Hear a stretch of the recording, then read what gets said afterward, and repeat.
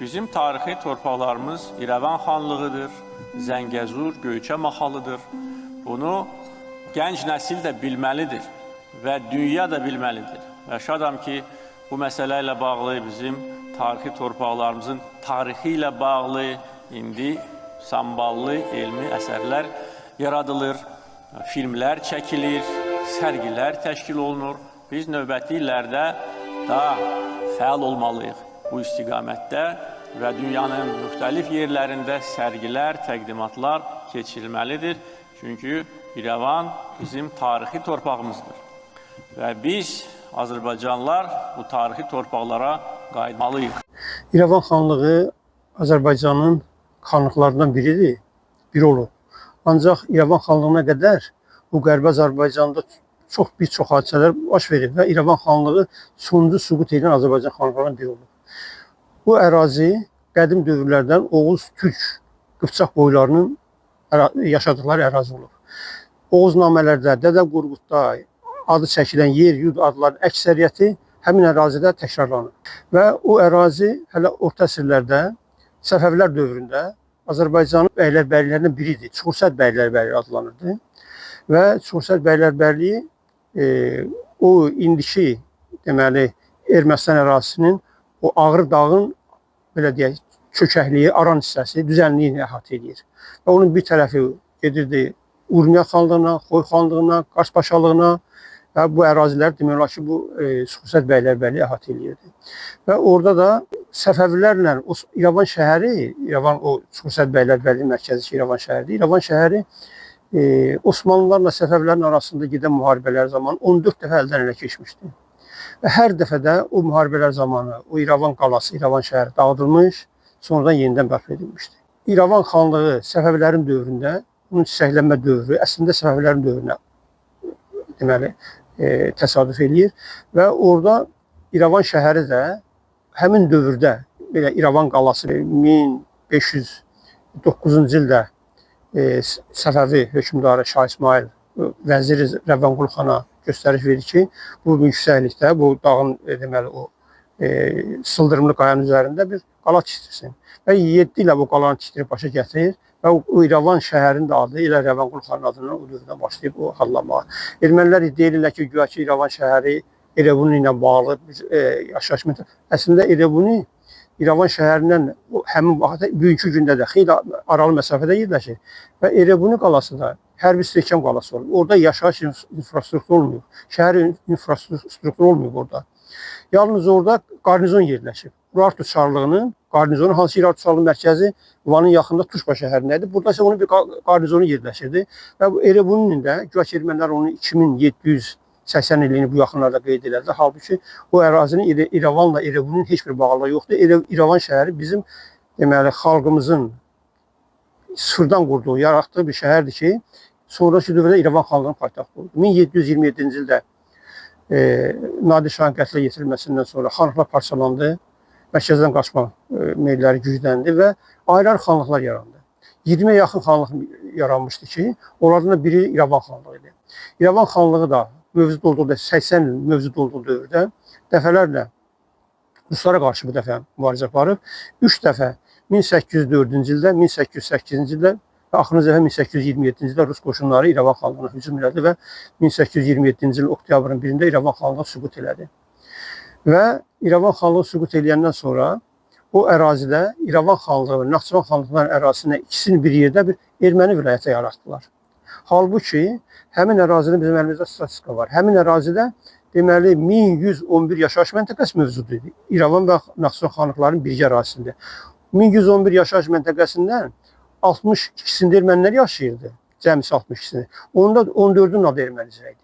Yəni belə deyək də, heç bir %1, 1000% faiz təşkil edən bir toplumun, yəni orada hansı ermənilər orada erməni kilsəsinin ətrafında yaşayırlar, İrəvan şəhərində ermənilər heç zaman yaşamırlar. Onun adını qoymuşlar erməni vilayəti.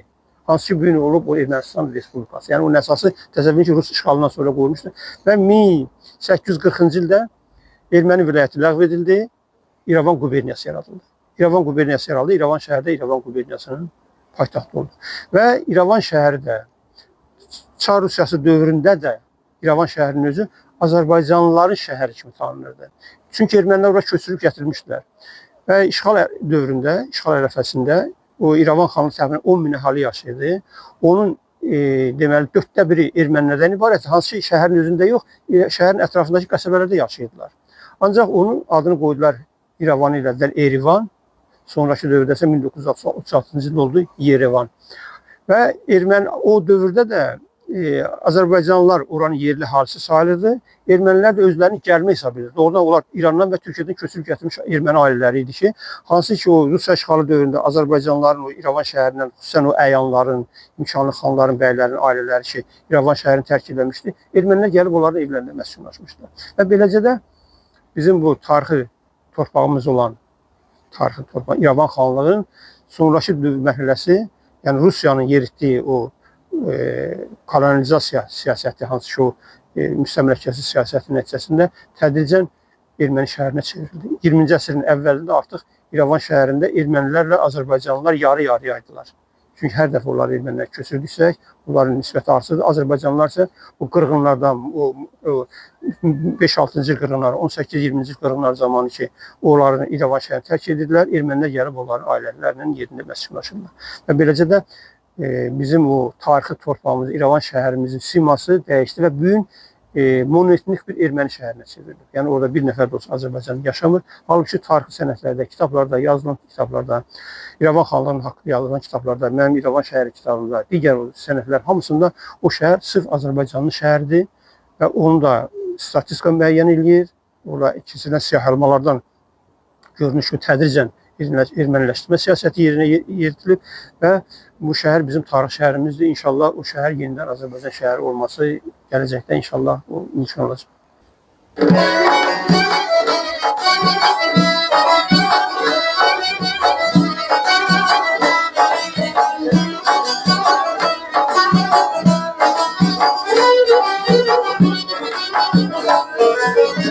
İrəvanda xalq almadı, İrəvanda xalq almadı, oh xalq nə xalqdır, özə düzdürmüsən, de görüm nə xalqdır, başa düzdürmüsən.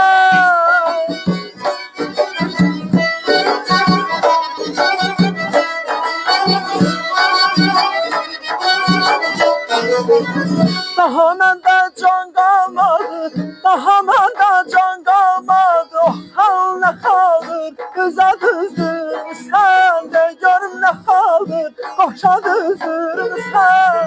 Xalq səni yar səni ixtiyar sənin, xalqana borcun, elə düzdürmüsən, yarın deyibdir, başa düzdürmüsən. Xalqana borcun, elə düzdürmüsən, yarın deyibdir, başa düzdürmüsən.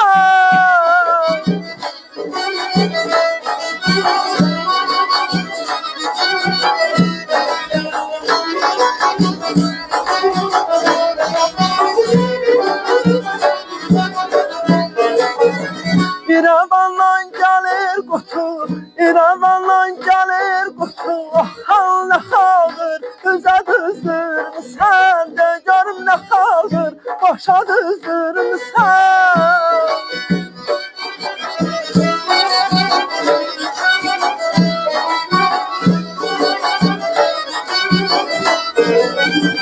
İçi dolu kəhliyatı, içi dolu kəhliyatı, oh xalq nə xalqdır, özə düzdürmüsən, de görüm nə xalqdır, başa düzdürmüsən.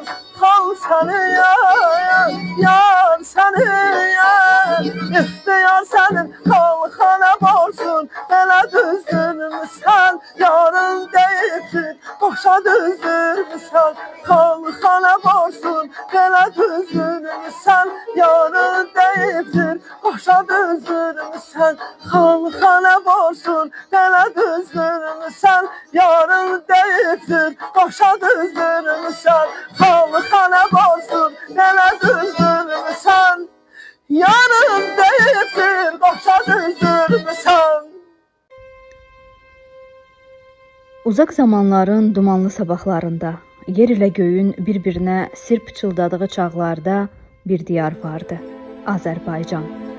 Bu diyarın nəfəsi dağlardan gəlirdi. Ruhu çaylardan axırdı. Yaddaşı isə torpağın dərin qatlarında yatırdı. Qərbdə göylə danışan sıldırım qayaların qoynunda bir güzgü kimi uzanırdı Göyçə gölü. Onun suları yalnız səmanı əks etdirmirdi. O keçmişi də saxlayırdı. Hər dalğasında bir atın alnının izi, hər titrəyişində bir igidin andı vardı. Deyirdilər ki, gecələr gölün sahilində dayanıb dinləsən, qədim tayfaların səsi eşidilər. Sakların, Hunların, Oğuzların. O səslər bir gün sözə çevrildi, dastana döndü və o dastan Kitab-ı Dədə Qorqud adı ilə dillərdən dillərə keçdi. Burada igidlər yalnız qılınc çəkməzdi. Onlar torpağın şərəfini qoruyar, adlarını zamana yazardılar. Dədə Qorqud isə onların ruhuna söz verər, keçmişlə gələcək arasında körpü salardı. Bu torpaqlarda bir gün bir yurd ucaldı. Yurdun adı İrəvan xanlığı. Onun qəlbi İrəvan şəhərində döyünürdü. Şəhərin divarları yalnız daşdan deyildi. Onlar dualardan, nəğmələrdən, bazarların səsindən hörülmüşdü.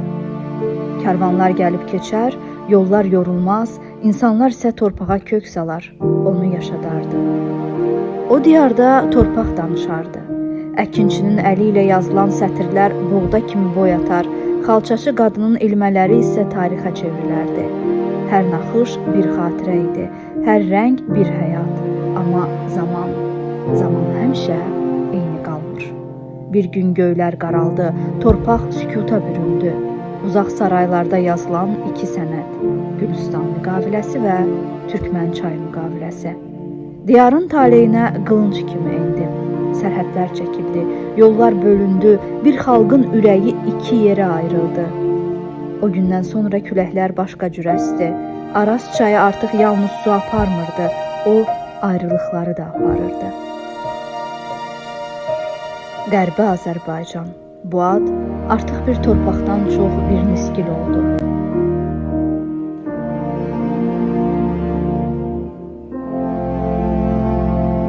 Bir zamanlar ucalan minarələrin səsi sustu, amma onların kölgəsi yaddaşlarda yaşadı. Qəbirstanlıqlarda daşlar sustu, amma tarix danışmaqdan vaz keçmədi və yenə də gecələr. Göyçə sahilində külək əsəndə sanki uzaqdan bir səs gəlir. Torpaq unudulmaz, onu xatırlayan olduqca o yaşayar. Beləcə dastan bitmir, o hələ də yazılır, yaddaşda, ürəklərdə, zamanın özündə. İrəvan şəhərinin yerləşdiyi ərazi strateji baxımdan çox əhəmiyyətlidir. Həm şəhərin özünün mövqeyi ilə idi ki, İrəvan şəhərini əlində tutan o Çuxursəd bəylərbəyliyin bütün ərazisi nəzarət edilirdi. O İrəvan qalası yüksəkdə yerləşir. İrəvan qalası bütün ərazi nəzarət edilir. İkinci də İrəvan xanlığı, yaxud da İrəvan şəhərinin özü o zaman tutaq ki, Qacarlar dövləti, sonradan biz İran adlandırırıq bunu, Qacarlar dövləti ilə Osmanlı dövləti arasında strateji bir mövqe idi.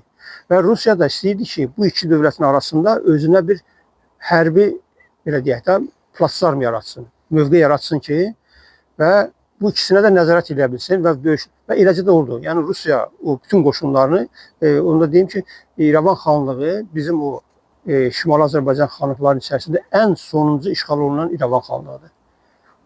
Çünki İrəvan xanlığı 23 il ərzində 1804-dən 1827-ci ilə qədər dəfələrlə ki, Rus qoşunları hücum eləmişdi və yalnız 1827-ci ildə Rus qoşunları bunu işğal edə bildilər. Və bununla da, yəni o bizim dediyim kimi, o İrəvan xanlığının ərazisi Osmanlı ilə Qacarlar dövləti arasında strateji mövqe olduğuna görə Rusiya buna çox əhəmiyyət verir və onu da işğal eləməyə nail oldu. İrəvan şəhərinin siması Çar Rusiyası dövründə çox az dəyişmişdi. O İrəvan xanlığı işğal olundan sonra, deməli İrəvan müvəqqəti idarəsi, sonra İrəvan quberniyasının qubernatorluğu yerləşirdi İrəvan qalasında Xan sarayında. İrəvan xanın sarayında yerləşirdi. 1864-cü ildəki o İrəvan quberniyasına şəhərin digər hissəsindəki Bura bina tikdilər və İrəvan qalasından o İrəvan quberniyası çıxdı, o şəhərin o köhnə şəhər hissəsinə daxil oldu. Və bununla da o qalanın tənəzzülü başladı. İrəvan xanlığının o xan sarayının ərazisini satmışlar erməni Tahiryan, Nerses Tahiryan adına bir varlı erməniyə. O da konyak zavodu inşa eləmişdi. Konyak zavodunda o ambarlar ki, yerin altında ambarlar tikirlər. Tikilər gəlib satmışdı İrəvan xanlığının o xan sarayının divarlarının dibinə və orada çat vermiş, şəkillərdə görünür o xan sarayı divar.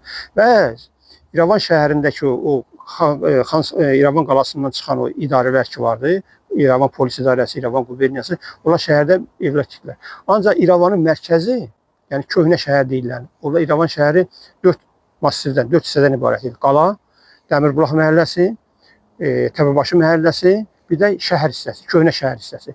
Və İrəvan, deməli, Çar Rusiyası dövründə İrəvanın köhnə şəhər hissəsində, Qala küçəsində o binalar tikildi. Lakin 1918-ci ildəki tarixdə ilk erməni dövləti quruldu. Azərbaycan arasında ilk dövlət quruldu. Daşnaq hökuməti deyirik, Daşnaq dövlət. Və orada başladılar ilk dəfə İrəvan şəhərinin baş planı hazırlanması üçün deməli Leningradda yaşayan, o zaman Peterburq adlanan deməli Aleksandr Tamanyan dəvət edildilər ki, gəlsin İrəvan şəhərinin simasını dəyişdirsin.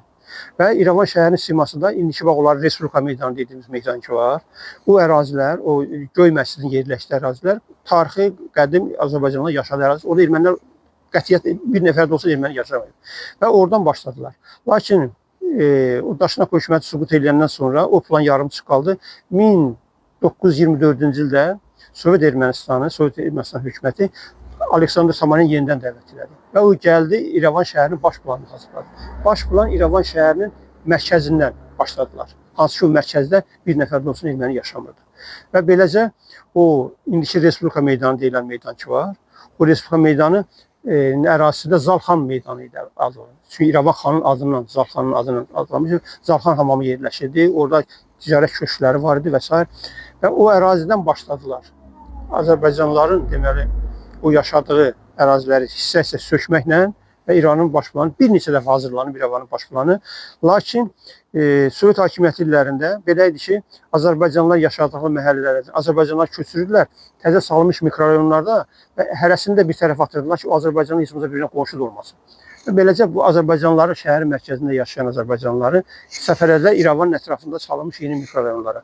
Yalnız qalmışdı Təbəbaşı məhəlləsi, qədim Təbəbaşı məhəlləsi.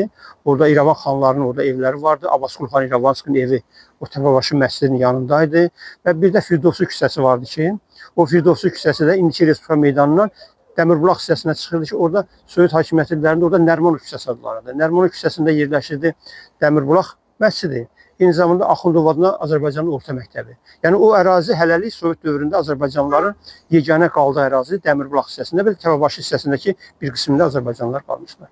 Və bugünkü gündə də ermənilər həmin o Firdovsu küçəsini sökmək məsələsini qaldırıblar ki, burada nə bilim belə pərakəndə halda ticarət köşkləri falan var, İrəvanın quruluşuna xələl gətirir. Bunu sökmək lazımdır. Eyni zamanda da Təbəbaşı məhəlləsini. Təbəbaşı məhəlləsində də bildiyiniz kimi o Dəmirbulaq Təbəbaşı məscidi bugünkü gündə durur.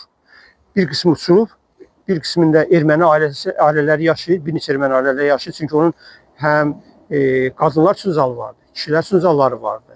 Yəni o ibadət zalları vardı. Bir qismində də ermənilər yeməkxana çıxıblar. Xaricdən qonaqları dəvət edib, orada erməni çaxırı, erməni konyakından orada ermənilərə Təbəbaşı məscidində ermənilərə qonaq edirlər xaricdən. Və bugünkü gündə də Ermənistan hökuməti məsələ qaldırıb ki, o Təbəbaşı məhəlləsini, hansı ki, o relyefinə uyğun təpədə yerləşir. Onu aşağıdan sökə-sökə gəlirlər. Və tender elan ediblər ki, hansı xarici dövlət, o Təbəbaşı məhəlləsini tamamilə alıb sökərsə, bunu verəcəklər, o xarici dövlətlərin hər hansı bir nəsə icarəyə verəcəklər ki, orada yeni şəhər infrastrukturu yaratsınlar. Lakin bu tarixi ədəbiyyatlarda, sənətlərdə bu İrəvan şəhəri, yəni dediyim kimi, həm statistikalarda, həm fotolarda, həm rəsmlərdə İrəvan şəhərinin sırf türk, müsəlman, şərq müsəlman şəhəri olduğu tamamilə görünür.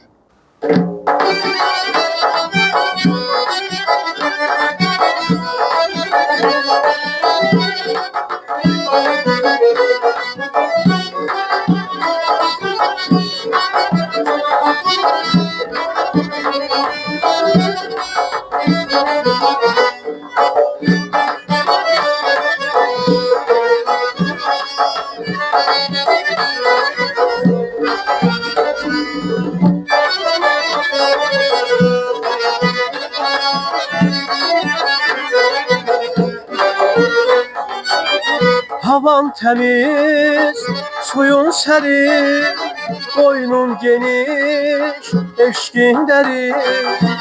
Könül vermez vefasıza, kara gözlüm güzelleri.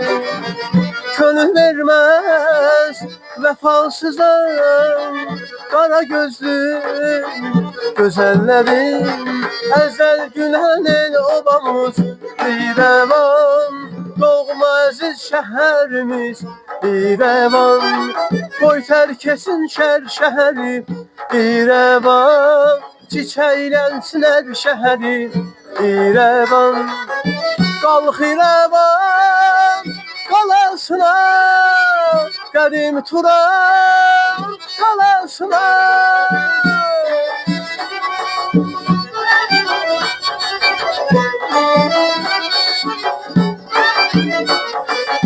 Ağrımasın ağlı dağı, yaş olmasın ala gözəl. Qədəm qoyaq göyməçidə, göyməçidə, dönək vətən torpağına, torpağına. Ordum yürü İrəvana, İrəvana, vətən dönsün İrəvana, İrəvana. Hey, əzəl günənin obamız İrəvan, doğma əziz şəhərimiz İrəvan. Qoy tərkesin şər şəhəri İrəvan, çiçəylənsin hər şəhəri İrəvan.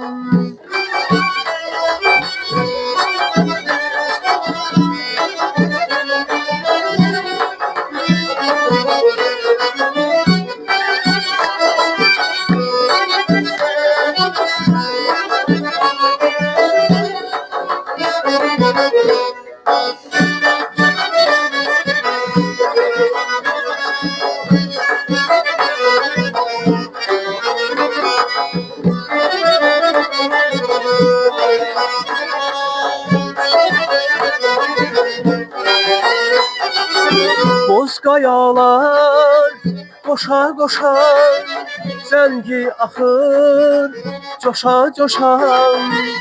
Uca dağlar qucağında, göyçə gönül bir tamaşa.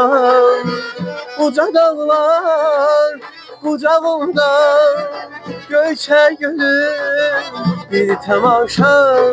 Əzəl günənin obamız İrəvan, doğma əziz şəhərimiz İrəvan. Qoy tərkesin şər şəhəri İrəvan, çiçəylənsin hər şəhəri İrəvan. Qalx İrəvan qalasına, qədim Turan qalasına.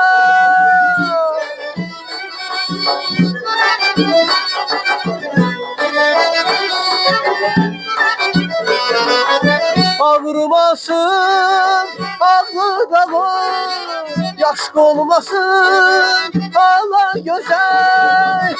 Qədəm qoyaq göyməçidə, göyməçidə, dönək vətən torpağına, torpağına.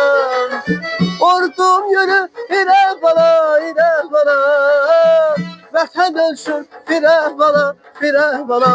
Hey, əzəl günənin obamız İrəvan, doğma əziz şəhərimiz İrəvan. Qoy tərkesin şər şəhəri İrəvan, çiçəylənsin hər şəhəri İrəvan. Əzəl günənin obamız İrəvan, doğma əziz şəhərimiz İrəvan. Məclisləri tar kamallı İrəvan, çox yaxında dönəcəyik İrəvan. İrəvan şəhəri hələ qədimdən Bağlar şəhəri adlanır. Bağlar şəhəridir. Çünki İrəvan şəhəri belə idi ki, iki çayın arasında yerləşirdi. Zəngi çayı ilə Gedər çayı, Quşbulaqdan gələn Gedər çayının arasında yerləşirdi və orada deməli, hətta o Zəngi çayı yuxarıdan ki tökülürdü. O İrəvan şəhərinin o qalasına və İrəvanın o aşağı hissələrinə su çəkmək üçün dağı deşmişdilər. dəlmə bağları deyilən dəlmə bağları, yəni dağı deşdiklərinə görə onun adı dəlmə bağları. Dağı deşib oradan su kanalı çəkmişlər. Bu ərazi suvarılıdır. Və İrəvan şəhərində də hələ rəsmi statistikaya görə 1470 bağ olub şəhərin özündə. Şəhərin özündə 20. Və bu bağların da bir qismi şəhərin 700-ə yaxında şəhərin mərkəzindədir. İrəvanlılar özləri çox hər cür meyvə yetişdirirlər. Hətta o dövrdə, hələ Çar Rusiyası dövründə də İrəvanla yetişdilər, o meyvə qurlarını yetişdilər, Avropaya ixrac edirdilər. Və İrəvan şəhəri özünü demək olar ki, kənd təsərrüfatı məhsulları ilə əsasən də tərəvəçil, meyvə tərəvəçil məhsullarını təmin edirdi. Qalan hissəsi isə kəndlərdən gəlirdi. İrəvan şəhəri və onun ətrafı tamamilə azərbaycanlılardan ibarət idi. İrəvan şəhəri. Və 1947 İncil o Azərbaycanların köçürülməsi ilə bağlı İstintaq Nazirliyi qərar qəbul edəndə ermənilər başladı İrəvan şəhərinin özündən və onun ətrafından. Çünki o İrəvan şəhəri Azərbaycanlılar İrəvan şəhərinin ətrafını üzqaşı əhatələnmişdi. Zəngibasar idi, Mehdibasar idi, Qırxbulaq idi, bu tərəfdən Əştərə idi və beləcə ellər rayonu, bax bunlar hamısı Azərbaycanın yaşayış məntəqələri idi. Hansılar ki İrəvana sıx bağlı idilər və eyni zamanda onlar şəhərin o müəyyən ehtiyaclarını təmin edirlər və Azərbaycanlıları oradan başladılar köçürməyə. 80-dən artıq Azərbaycanlı yaşayış məntəqəsini təkcə İrəvan şəhərinin ətrafından köçürdülər. 48-53-cü illərdə. Yəni beləcə də İrəvan şəhərinin və onun ətrafındakı bu Azərbaycanlı simasını ermənilər dəyişdirməyə nail oldular. Bugünkü gündə belə deyək, min Azərbaycandır. Çünki Azərbaycanın hər yerindən Qarslı adamlar var. Hər kəsdə öz mədəniyyətini aparıb, öz ifalarını, öz adət-ənənələrini Qarsa aparıb. Siz Qarsla bağlı, büyük Qarsa getsəniz, orada yalnız Azərbaycan musiqiləri işlənir. Azərbaycan mahnıları, Azərbaycan musiqiləri. Orada Qars qalasının altında bir meydan var. O meydanda hər gecə musiqi səslənir. Azərbaycan mahnıları. Hətta bizim özümüzün unutduğumuz, belə indi bugünkü günə qədər də belə laqeyd qaldığımız o 50-ci illər, 40-cı illərin, 50-ci illərin musiqiləri ki vardı, ifalar ki vardı, ha. Onları bugün Qarsda ifa edirlər. Hətta mən onlar bizim musiqiçilərimin ifasını eşitmirəm. Qarsda onu eşidə bilərsiniz. Yəni dedim bir hissəsi bura. Bir hissəsi getdi Cənubi Azərbaycana. Orada yaşadı mədəniyyət bir hissəsi. Bir hissəsi gəldi indiki Azərbaycan ərazisinə. Və beləcə də o proses, elə deyək də, demək olar ki dağıldı. Ancaq çox şükür ki, indi bir internet təsiridir. Elə heç yerə getmədən də buradan oturub həm Cənubi Azərbaycandakı bizim vaxtda Qərbi Azərbaycanda yaranmış folklor musiqi nümunələrimizi oradan eşidib yaza bilirik. Eyni zamanda da Türkiyədə, Qarsdan, İğdirdə, yəni bizim o ərazilər sırf Azərbaycanlıların yaşayan ərazilərdir bugünkü gündə də. Və o bizim musiqimiz orada yaşayır. Eyni zamanda Azərbaycanda və çox xoş ki, İrəvan ansamblı yaranır və İrəvan ansamblı bunun yaranması çox mühüm bir hadisədir. Və bu hadisədə bunlar, bizim yaxınlarda Muğam mərkəzində onların bir möhtəşəm konserti oldu. Mən iştirak edirdim orada və onların repertuarında Qərbi Azərbaycanda deməli səslənən ifalar, o bayatlarımızın musiqinin ahəngi ilə o ifa olunurdu. Ondan sonra Gümrünün faytonları İrəvanda xalq almadı. O mahnılar hamısı yenidən bərpa olunur. Yenidən bərpa olunur və hesab edirəm ki, bu ansambl bizim o bugünkü günə qədər də Qərbi Azərbaycanda mövcud olmuş, lakin unudulmuş, yaddan çıxmış o bizim musiqi ənənələrimizi bərpa edəcəklər.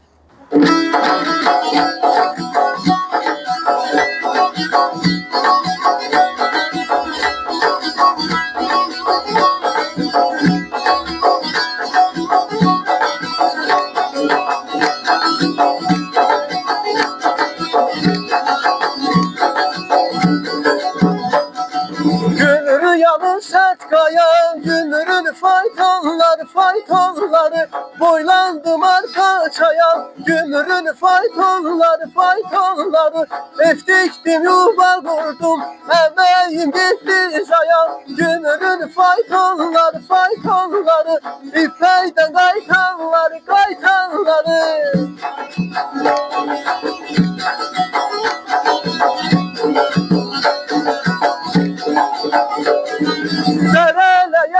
geçtim Gümrün faytonları kulağına su içtim Gümrün Gömürün faytonları ha gözledim gelmedin bildim gelip gitmiştin. Gömürün faytonları İpeyden kaytanları Gömürün faytonları İpeyden kaytanları Gömürün faytonları İpeyden kaytanları.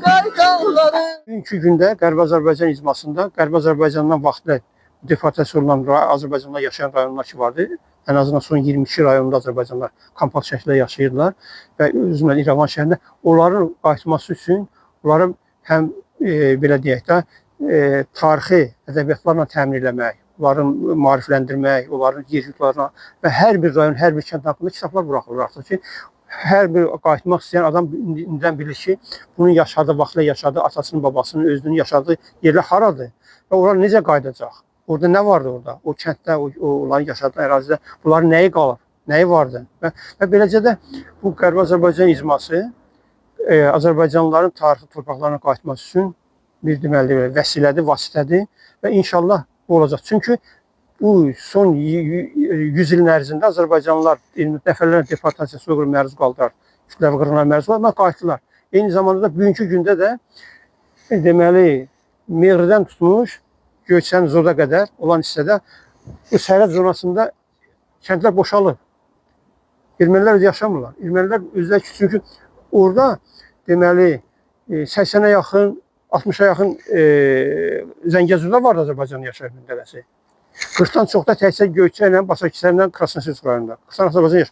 Və bu kəndlərin hamısı sərhəd zonasında ermənilər buranı tərk ediblər. Çünki o ermənilər yaşadığı kəndlər yox, vaxtlı Azərbaycanlılar yaşamışdılar. Ermənilər hardasa gəlmək üçün orada çəkilib gedirlər. Yəni o kəndlər boşdur. Zaman gələcək Ermənistan özü necə ki o 20-ci illərdə məcbur oldu ki, o əhalinin qayıtmasına razılıq verdi. Çünki o kəndlər əkin biçini yox idi. Mal-qala saxlanılmırdı. Kəndlər dağılırdı, ərazi boş qalmışdı. Və eləcə də mən hesab edirəm ki, zaman gələcək, Ermənistan hökuməti buna özü imkan verəcək, şərait yaradacaq və biz Azərbaycanlılar sülh şəraitində beynəlxalq hüququn verdiyi onlara verilən imtiyaz hüquq çərçivəsində ləyaqətli şəkildə deyirik, yəni ki, onların qorunması, onların hüquqlarının qorunması şəraitində inşallah Qərbi Azərbaycana qayıdışımız baş tutacaq. Mən həmişə müəyyən auditoriyalarda gənclərlə görüşəndə deyirdim ki, hələ bu işğal dövrü idi, hələ torpaqlarımız azad olmamışdı. Mən deyirdim ki, ay gənclər, bax sizin içərinizdən əksəriyyətinizin vaxtı atasımı, babasımı, nənəsimi, qohumumu, hər hansı nə zamansa oradan gəlib bura, məcbur olub gəlib. Burada məskunlaşmada qaynıb qarışmışıq da, bu Azərbaycan artıq hər kəs özünü, heç kim sürüldüyünü yad hiss eləmir. Və siz bilməlisiniz ki, sizin dədənizin, babanızın, nə bilim, əcdadlarınızın qoyub gəldiyi kənd hansıdır? Mən deyirdim ki, ermənilər heç zaman bu ərazidə yaşamayıblar.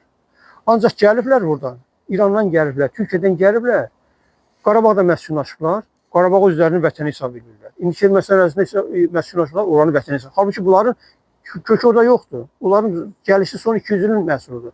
Amma bizimkilər min illər burada yaşamışıq və gəlmişik və gənclərimiz də bundan soruşum, deyir ki, falan kəs Zəngəzurdan, deyir ki, Zəngəzur hansı kənddəsən? Deyir, vallahi bilmirəm, əmə babam deyir ki, Zəngəzur, deyir ki, Göyçədənəm, nə bilim, Ağobadanam, falan yerdənəm. Mən həmişə deyim ki, siz onu unutmamalısınız və bunun üçün də axtarmalısınız, öz kökünüzə qayıtmaq üçün, bu kökə qayıtış nə deməkdir? Qayıtmalısınız və bilməlisiniz ki, siz atanız, babanız haradan çıxıb, hansı nəsil mənsubusunuz və bu əraziyə qayıtmaq üçün yenə deyim, yol xəritəsi də bu kitablardır. Yazılır, o kitablar bizim üçün gələcəkdə Qərbi Azərbaycan qayıtış üçün yol xəritəsi olacaq. Qərbi Azərbaycan bizim tarixi torpağımızdır. Bunu bir çox tarixi sənədlər təsdiqləyir, tarixi xəritələr təsdiqləyir, bizim tariximiz təsdiqləyir. Ancaq əfsuslar olsun ki, ermənilər Qarabağdakı kimi Qərbi Azərbaycanda da bizim bütün tarixi, dini abidələrimizi yerlə yeksan edib, dağıdıb, Azərbaycanlıların tarixi irsini silmək istəyib, ancaq buna nail ola bilməyib. Çünki tarix var, sənədlər var, xəritələr var və bu binada nümayiş etdirilən 20-ci əsrin əvvəllərinə təsadüf edən xəritə bir də onu göstərir ki, Qərbi Azərbaycan tarixi Azərbaycan diyarıdır şəhərlərin, kəndlərin adları Azərbaycan mənşəlidir və biz yaxşı bilirik ki, indiki Ermənistan ərazisində tarix boyu Azərbaycan xalqı yaşayıb. İndi əsas vəzifə ondan ibarətdir ki, dünya ictimaiyyəti də bunu bilsin. Artıq bu istiqamətdə işlər başlamışdır. Ancaq əminəm ki, icma bu işləri daha məqsədyönlü şəkildə və nəticəyə hesablanmış tərzdə aparacaqdır.